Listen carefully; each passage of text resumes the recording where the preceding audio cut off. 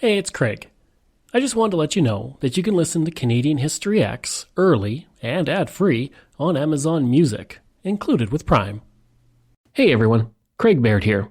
Before I begin today's story, I want to take a moment and ask that you check me out on Patreon at www.patreon.com/CanadaEHX. There are several tiers with great benefits, from ad-free content to t-shirts and other cool stuff. And if you're a fan of Canadian History X, make sure you check out my other shows, From John to Justin and Canada, A Yearly Journey. And don't forget, you can also donate directly to the show at www.canadaehx.com. It helps keep this show going.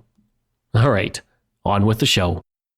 Before I get to the episode, I want to mention that in March, I'm hitting 3 years since I started podcasting full-time, and I want to do a Q&A episode, so I'll answer questions about Canadian history, about myself. Just email craig@canadaehx.com.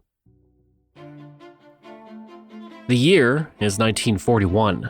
War rages throughout Europe as Nazi Germany marches seemingly at will over the continent. England is doing its best to hold off invasion, but the near nightly bombings of the Germans have gone on unabated since September 1940, and many wonder if the Nazis will soon be marching on English soil. Across the Atlantic, in Canada, England's former colony prepares to join the war effort, and that includes wartime propaganda.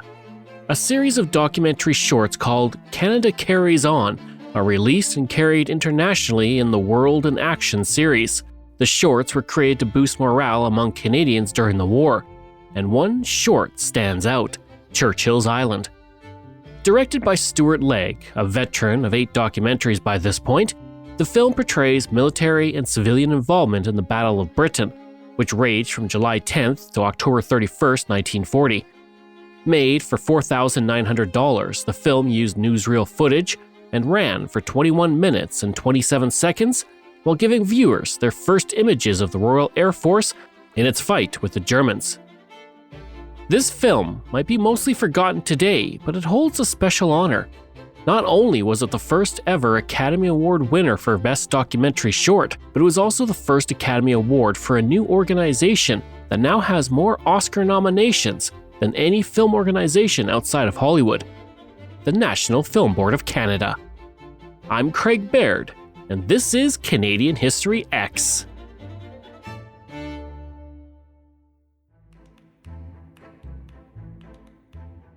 The story of the National Film Board, or NFB as I'll call it throughout this episode, has in many ways mirrored Canada for the past 8 decades, and to understand where it came from, we need to go back to a time when movies were in their infancy. The NFB didn't just appear out of nowhere. It stood on the shoulders of those that came before, and those who laid the groundwork for what would become the film industry of Canada. In 1878, the Horse in Motion, a series of cabinet cards, was created by Edward Muybridge. These cards depicted the movement of a horse and served as the first example of chronophotography. Today, this clip of a few seconds is seen as an important step in the development of motion pictures, and if you've seen the film Nope by Jordan Peele from 2022, you've seen it referenced. Celluloid photographic film and motion picture cameras began to appear by the late 1880s, and the first public film screenings began in 1895. In the autumn of 1897, as the motion pictures industry dawned, a farmer from Manitoba named James Freer bought film equipment from the Edison Film Company.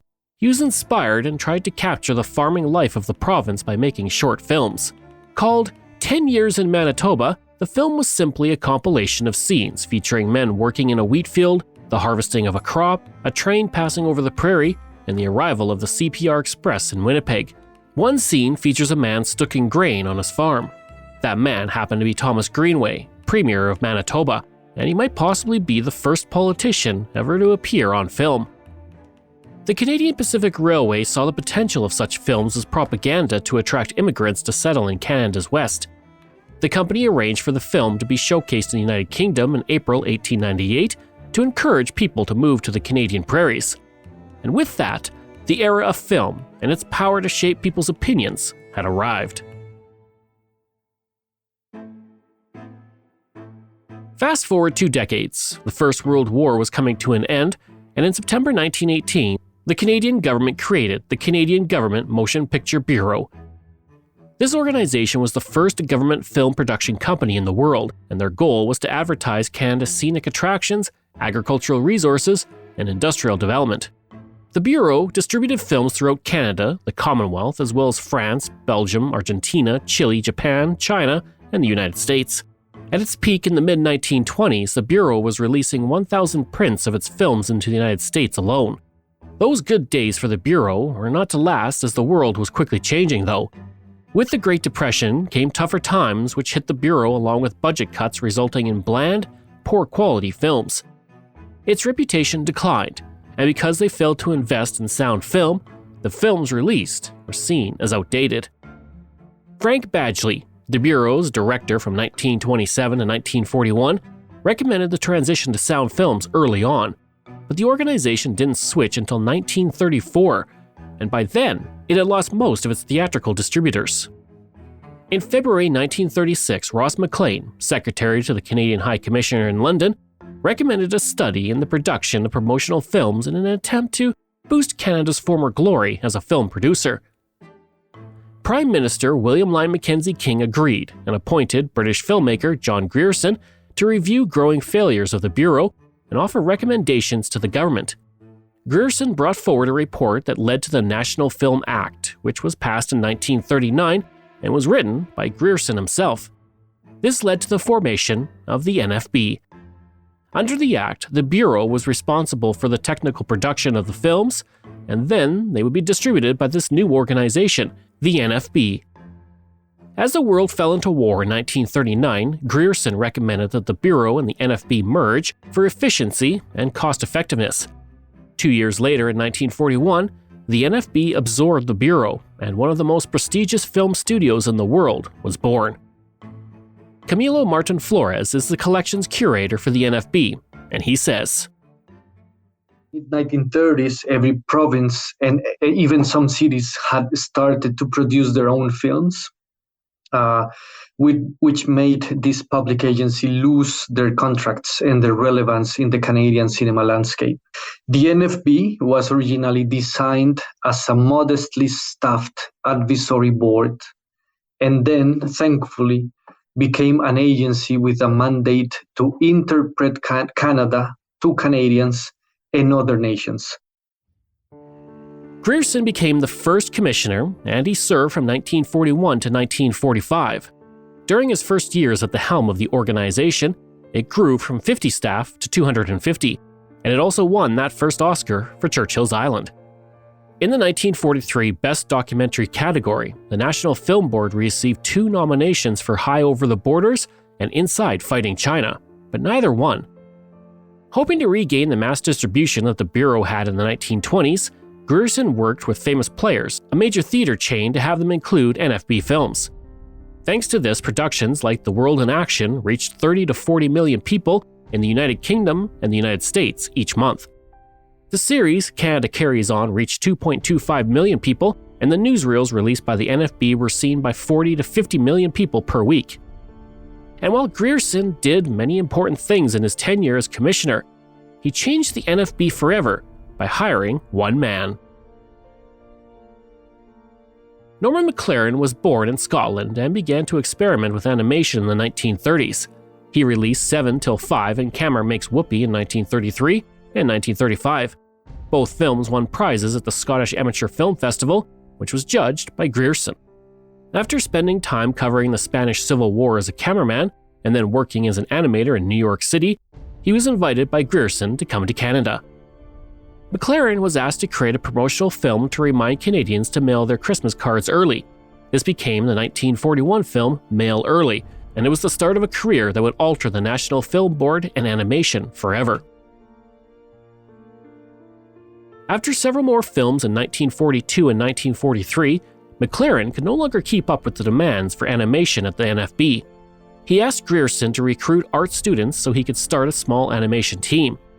Grierson approved the request, and Studio A, the first animation studio for the NFB, was created in January 1943, with McLaren as its head.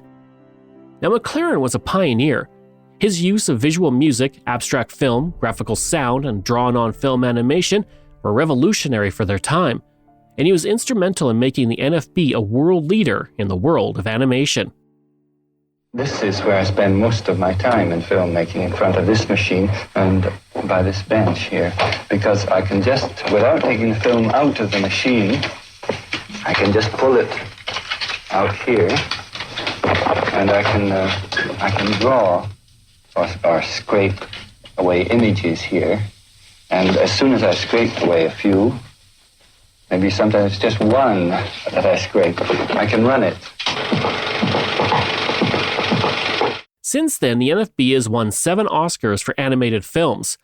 McLaren won 1 Oscar for his work and was nominated for 4 others between 1953 and 1968. The National Film Board would name its Montreal head office building the Norman McLaren Building to honor him and his massive impact on the organization. Camila Martin Flores says McLaren was integral to what the NFB is today. In fact, McLaren's arrival at the NFB was as important as the contribution of John Grierson. Thanks to McLaren, the NFB started to produce animated film in addition to documentary, thus expanding to another non-mainstream film genre, which eventually made room for a francophone team that included female animators. The arrival of McLaren was indeed a watershed moment, since he and the NFB became one of the world's most acclaimed animators and entities in techniques such as hand-drawn animation, drawn-on-film animation, visual music, etc. Along with the accolades and the little gold men, there was one story that stands out, and although I can't verify its authenticity, I want to share it with you because it's a good tale nonetheless. In August 1942, after the Dieppe raid, and as reports of manacled Canadian prisoners of war spread, Grierson proposed that the NFB show how Canada treated German prisoners. A film was produced, directed by Han Wright, that showed captured German sailors playing football and enjoying meals at camps in Canada. The NFB only made 1 copy and sent it to the Swiss Red Cross. The organization then deliberately let it fall into the hands of the Germans. Grierson later learned that Hitler himself had seen the film and ordered the Canadians released from their manacles. But as the fame and the prestige of the NFB grew, Grierson rarely had the support of the Canadian government. Many were openly critical of some of the films, including Inside Fighting Russia, released in 1942. Members of Parliament felt it showed support for the Russian Revolution. Despite the Russians being our allies during the war, communism was still a hot-button topic in Canada. 200,000 combines harvested 250 million acres of wheat. There were exactly 100 combines in Germany at this time. And week by week, Russia was breaking new land, a quarter of a world away from Berlin. Soviet leaders made a blitzkrieg against ignorance. 100 million Russian men, women, and children were taught to read and write in the time it takes a Canadian child to finish high school. Soviet leaders knew that the most vital crop in all Russia was the crop of 2.5 million children springing up every year. So in 100 different languages, the Soviet teachers trained them to become the rulers of a new socialist state. It wasn't just the Canadian government that grew critical of Grierson. The FBI opened a file on him in 1942, feeling that his World in Action newsreel series was becoming too left-wing. When Igor Gozenko defected from the Soviet Union to Canada in 1945, he told authorities of a Soviet spy ring of Canadian communists and implicated Frida Linton, Grierson's secretary. She was considered to be a strong candidate as a spy, and a warrant for her arrest was issued in 1946, but she disappeared. She eventually surrendered in 1949, but by then the charge against her was discontinued. But due to that connection, Grierson was accused of being involved with the Soviets, but nothing was ever proven. Nonetheless, the man who essentially created the NFB resigned from his position in 1945. At the time he resigned, the NFB had grown to a staff of 787, released more than 500 films, and received 4 Academy Award nominations, winning once.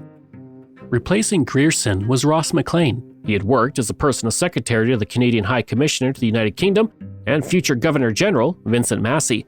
It was Maclean who openly criticized the standard of films coming out of the Canadian Government Motion Picture Bureau to Massey, which eventually led to the National Film Act. When the National Film Board was established, Grierson returned the favor by hiring Maclean to serve as Assistant Film Commissioner. Now as Grierson's successor, Maclean also found himself without support from the federal government. Maclean was ordered to assist the RCMP in screening NFB employees, and the RCMP told him to fire a list of suspected employees. Maclean refused to fire anyone without proof of disloyalty. In 1947, his nephew, Grant Maclean, released The People Between for the National Film Board, which the government felt favored the Chinese Communist Party. Quebec Premier Maurice Duplessis, a man who saw communism as a great evil, ordered all NFB films removed from schools in the province on accusations that they supported communism. In 1949, Maclean was told his contract as commissioner would not be renewed. Many members of his staff threatened to resign in protest, including Ralph Foster, the assistant commissioner. But Maclean convinced them not to, because he felt those actions would harm the NFB. In 1950, Maclean was replaced with William Irwin, a man who had spent years working at Maclean's magazine. The government wanted him to restore the public image of the NFB, which they felt was damaged. They also wanted to combat the perceived threat of communism within the organization. While many staff were concerned about his inexperience in the film industry, Irwin quickly established himself as a supporter of the NFB and its employees. He rewrote the National Film Act to make the NFB independent from government control and moved the headquarters to Montreal to give it distance from visits by politicians in Ottawa. Now, if the RCMP thought Irwin would support their efforts, they were wrong. He too refused to fire any employees unless disloyalty was proven. Eventually, the RCMP asked that only 3 of the 36 employees they suspected be fired, which Irwin agreed to. Irwin centralized the film production of the NFB with one person overseeing the 4 departments. Then, in 1951, he began French-language film production. Irwin also took the NFB from the silver screen into people's homes. In 1953, the NFB released its first television series, Window on Canada, made in partnership with the CBC. But this was not the beginning of a beautiful friendship. In a trend that continued for 2 decades, the relationship between the CBC and the NFB was tenacious at best. The CBC opposed increasing NFB productions because they thought it would limit the broadcaster's growth. Those in the NFB opposed moving into television as it was seen as a lesser medium to film. But eventually, by 1955, half of the productions made by the NFB were made for television. A year later, the CBC made Hawkeye and the Last of the Mohicans, a historic drama series which prohibited any NFB involvement. Then they prevented the NFB production of Jake and the Kid from being shown on the network. After Irwin resigned as commissioner in 1953, Albert Truman took over. He was previously the president of the University of New Brunswick, and under him, the NFB moved into its new headquarters, located in Montreal. Constructed between 1953 and 1956 and costing $5.25 million, it remained the NFB's headquarters until 2019. And despite everything the organization had done, the NFB still seemed to have trouble with governments in Canada. In September 1954, Quebec censors demanded that the NFB pay over $20,000 per year in a censorship fee. Truman agreed to this to avoid controversy, but he was able to reach a compromise in which censors were given 1 print of each film. If they found an issue, then all future prints would be censored and the NFB would pay an annual fee of $2,500 to $3,000, not $20,000. Truman eventually left his position as commissioner in 1957, and he was replaced by Guy Roberge, the first French-Canadian commissioner of the NFB. Roberge was a prominent Canadian lawyer and served as a Liberal member of the Legislative Assembly of Quebec from 1944 to 1948. He also served on the Board of Governors of the NFB. And his appointment came at a time when there was minimal French-language production at the NFB. To change this, several Quebec filmmakers were hired, and they all played seminal roles in the developing of Quebec cinema in the 1960s and the growth of the Quiet Revolution that transformed the Quebec culture throughout the decade. In 1963, the NFB released its first English-language feature-length film, Drylanders. It also marked the first film outside of the documentary format. Silent movie icon Buster Keaton also made his last silent film ever with the National Film Board. Railrodder was released in 1965 and was a 25-minute series of mini adventures as he follows the Canadian National Railway line across Canada. Ryan Bartlett wrote a graphical novel recently that centers on production of the Railrodder, and he discusses its importance. Well, The Railrodder is a film from the National Film Board that came out in 1965. It was an original idea from an animation director named Gerald Potterton. So one day he was driving to work at the NFB and he saw like a little rail speeder go across the tracks in front of him as he's waiting at a stoplight.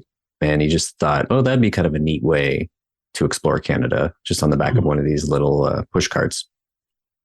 And he went to the NFB, continued his workday, and just started talking about it in the canteen one day of, I think I might want to do this animated film that's a travelogue of Canada with this little guy on the back of a rail speeder. And one of his animation friends there said, well, you should do it live action. And then someone else suggested, well, how about Buster Keaton to star in it? And as Gerald tells it, he thought that Buster Keaton at that point was dead, and he was able to contact him when Buster was in New York filming the Samuel Beckett short film called Film, and basically made a deal with Buster for $6,500 and a wild duck dinner. That was in his contract. At some point during the trip, they would have to catch a duck and have it for dinner. And basically make this, I think it's essentially a 20-minute travelogue across Canada along the railway. As is the case in Canadian media, with the growth comes a need for more revenue. Roberge promised the creation of a film financing organization to aid Canadian productions. This proposal was approved by the Canadian government in October 1965, and the Canadian Film Development Corporation Act was introduced in June 1966 and approved on March 3, 1967. Roberge had left his position on April 1, 1966, but he declined to choose someone to succeed him as commissioner. After Roberge came Ross Maclean, his nephew, who was the new commissioner on a temporary basis. Meanwhile, the relationship between the CBC and the NFB went from bad to worse. In 1966, the CBC terminated its NFB contract after the NFB demanded the CBC air its films commercial-free, which CBC refused to do. As Canada hit its centennial year, the NFB was in fiscal decline as its budget seemed to be cut on a near-yearly basis. By this time, Hugo McPherson was appointed as the NFB's new commissioner in April 1967. Expenditures had reached $10 million per year, and with the cost of filming rising, McPherson asked for $500,000 from the government to prevent firing of 10% of the organization's workforce. The government refused. So in order to bring in revenue, the NFB made peace with the CBC. In 1969, the CBC and the NFB reached a new agreement where the CBC could air commercials during NFB programs. But despite this agreement, revenue declined from $2.2 million in 1968 to $1.6 million in August 1969. But amid the budget cutbacks, there was a bright spot. The previous year, Willie Dunn wrote his song, The Ballad of Crowfoot, which was turned into a 10-minute film. Not only is this considered to be the first known Canadian music video, but Dunn was the first NFB Indigenous film director. Your heart is set, your soul is cast. You stand before the council fire. You have the mind and the desire of notions wise. You speak so well, and in brave deeds you do excel. And it's 1853, and you stand the chief of Confederacy. Camilo Martin Flores says the NFB's support of Indigenous filmmakers was ahead of its time. Yeah, well, the NFB began to support Indigenous filmmakers in the late 1960s, and that was an important step. Indigenous filmmakers in the early 1960s were tired of being depicted by Caucasian filmmakers, and they demanded the right to have their own views on Indigenous issues, arts, and culture. As I mentioned before, the NFB played a crucial role in modernizing Canada's national cinemas, And by starting to include Indigenous peoples, the NFB helped Canada outpace other national cinemas around the world. These Indigenous filmmakers were not only included, but they were given courses on cinematography, sound recording, film editing, etc., and were given the resources to record Indigenous issues. It was the NFB who gave Elaine Obasawan her first film, Christmas at Moose Factory in 1971, a home. For the next half-century, she would become one of the most celebrated directors, Indigenous or otherwise, in Canada. She has released over 50 films with the NFB, with her most recent being Bill Reed Remembers on April 30th, 2022. In August of 1970, the government approved $1 million to cover the NFB's salaries, but McPherson was not informed. It was hoped that he would institute budget cuts before he knew he had more money. As a result, McPherson laid off 17 people that year and suspended the computer animation program.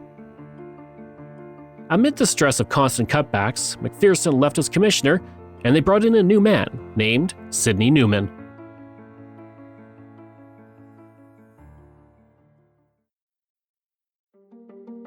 Newman had worked as a director for the NFB in the 1950s and had spent the previous 12 years working for the BBC, where he pioneered television drama for the network. It was there he launched 2 shows. One was the highly successful The Avengers, while the other was a little show that some of you may have heard of, and in my personal opinion, is one of the greatest shows ever made, Doctor Who. During the Newman years, budget cuts continued as the federal government looked to cut its federal budget by $1 billion. In 1975, $500,000 was cut from the NFB budget, and 2 years later, 65 people were let go from the organization. But, as it had for so many years before, the National Film Board soldiered on and continued to put out great content and serve as a pioneering organization for up-and-coming directors. In 1975, which was the International Women's Year, Newman supported Kathleen Shannon's proposal for the NFB to focus on films made by and about women. Studio D was the first publicly funded female film production unit in the world. It was called the Jewel in the Crown Corporation, and from 1975 until its closure in 1996 due to, you guessed it, budget cuts, Studio D produced 134 films, of which 3 won Academy Awards. Here's Camilo Martin Flores.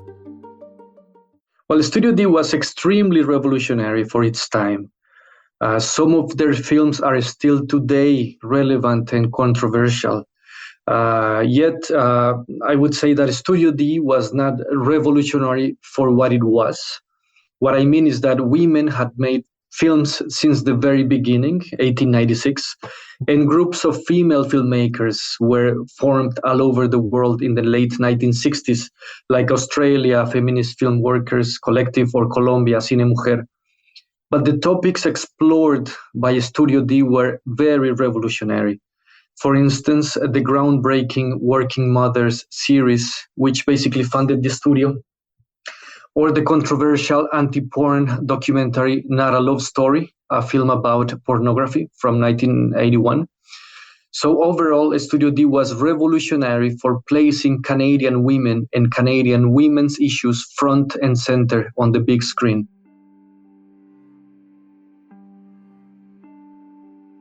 Newman was replaced by his assistant commissioner, André Lamy, in July 1975.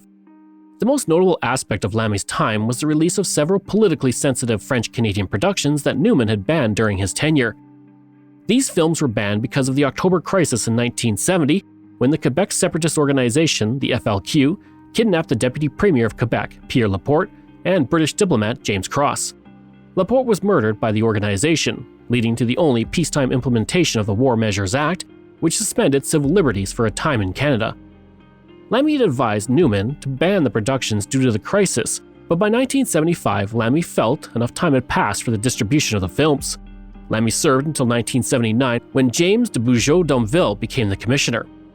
Like his predecessors, Domville faced budget cuts, but he received praise for changing the NFB policy and supporting the Canadian film industry by allowing private companies, rather than the NFB, to undertake the majority of sponsored film production. It was in 1979, during his tenure, that the Encyclopedia Britannica offered to buy the NFB for $100 million, or $354 million today, but this offer was refused. And two of the most famous vignettes of the NFB were released during this time.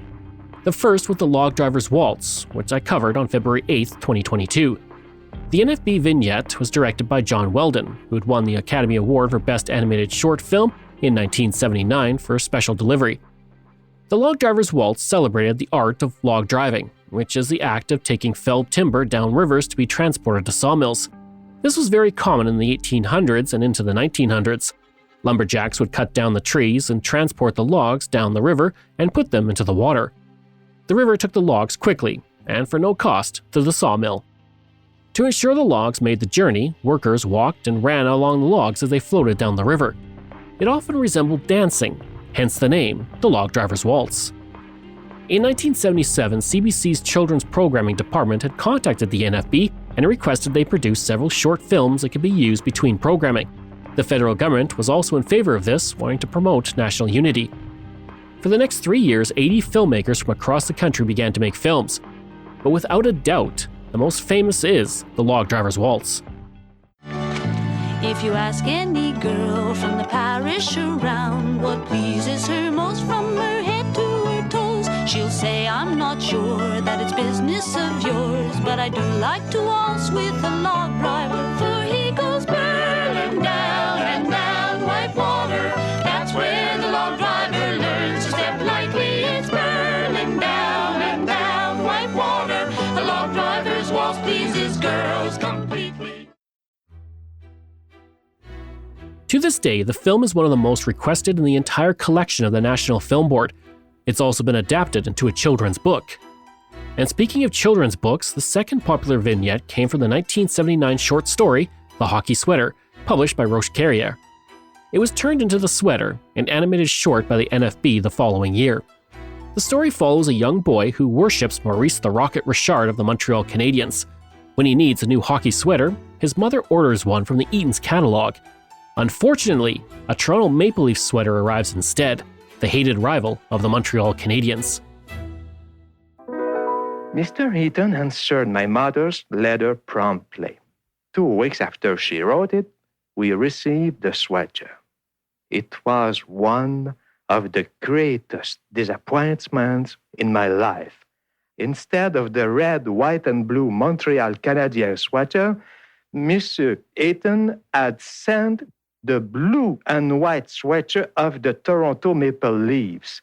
I had always worn the red, white, and blue sweater of the Montreal Canadiens. All my friends wore the red, white, and blue sweater. And besides, the Toronto team was always being beaten by the Canadiens. With tears in my eyes, I summoned up the strength to say, I never wear that uniform. The film was made for $199,000 and has become one of the most popular works by the NFB. It also won the Best Animated Film Award at the 1981 British Academy Film Awards. Meanwhile, the man who oversaw those 2 successes left his post as commissioner in 1984 and was replaced by Francois Macarola. In order to cut costs once again, he reorganized the NFB's distribution offices, and the NFB also attempted to create its own television channel, but unfortunately this failed. He also reduced the full-time permanent staff of the organization from 1,085 in 1982 to 728 in 1989. And by the mid-1980s, the NFB had released 4,000 films since its inception, but many directors complained that resources were being drained by bureaucratic excess. Donald Britton said in Macleans in 1988, "The bureaucrats waste vast amounts of money preparing useless proposals, providing lavish furnishings, and installing computers that nobody knows how to use. The board taught me my craft and still backs my films. I would hate to see it die, but to survive, every loose penny must be spent on filmmaking." At the same time, many stated that the real issue at the time was that the NFB needed another $10 million a year to fulfill its mandate, something that was not going to happen. Macarola left in 1989, and Joan Pennefather made history as the first female commissioner of the NFB. She served until 1994 and was followed by Sandra MacDonald, Jacques Bensimon, and Tom Perlmutter. Currently, the National Film Board is led by Suzanne Gouvernement, who was appointed in November 2022. For the past 30 years, the NFB adapted and produced films about Canada, its people, and its history, all while receiving accolades. From 1994 to today, the NFB won 3 Academy Awards in 1994, 2004, and 2006. And it might have another one in this year's Academy Awards as The Flying Sailor is nominated. The NFB also saw the importance of streaming earlier than most. In 2009, the NFB launched its first streaming app where you can stream hundreds of films and documentaries from the organization's vaults. Today, 6,000 films are available on the website and app, which receives hundreds of thousands of views a month. I can't tell you how many hours I've spent watching old documentaries about Canada over the past few years. By 2013, the NFB was devoting 25% of its budget to interactive media, including web documentaries in which it was a pioneer, making Canada a major player in digital storytelling. So that is the story of the National Film Board. But I want to talk to you about one more amazing film from the NFB that is still revered to this day. Norman McLaren, the man who created the animation branch of the NFB in 1942, wrote and directed and produced Neighbours. If that wasn't enough, he also created the soundtrack in a very unique way. He scratched the edge of the film, creating various blobs, lines, and triangles that the projector read as sound. And this is what it sounds like.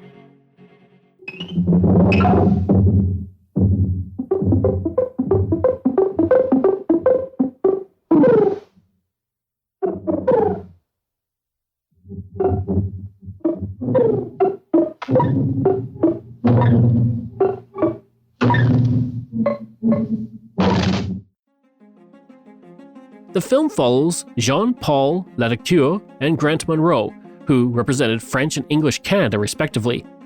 They live in adjacent cardboard houses, but when a small flower blooms between their houses, they fight each other to the death over ownership of the flower. The film uses pixelation, pioneered by Monroe himself. This creates the stop-motion style of the humans in the film.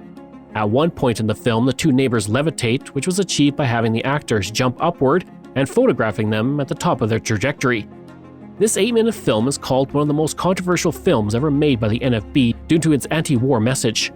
The original cut included a scene of the two men murdering the family of the other man. This scene was eventually cut to make it more palatable for American audiences.